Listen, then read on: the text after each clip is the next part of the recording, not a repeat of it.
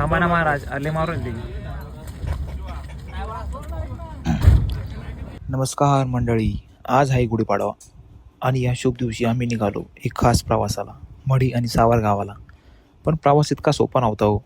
रस्त्यात थोडंसं भांडण झालं, गर्दी, ट्रॅफिक आणि सगळ्यांचा घाईघाईचा मूड आणि त्यात पाऊस.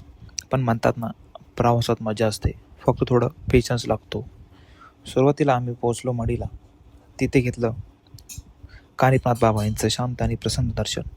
थोडा वेळ मेडिटेशन केलं, फिरलो, सर्व देवांचं दर्शन घेतलं आणि थोडी आयुर्वेदिकची माहिती जाणून घेतली. एकदम वेगळा आणि छान अनुभव. यानंतर प्लॅन होता सावर गावाला जायचा. त्या ठिकाणी जाऊन बडे बाबा मच्छिंद्रनाथ यांचं दर्शन घ्यायचं. पण प्लॉट ट्विस्ट, रस्ता पूर्ण बंद.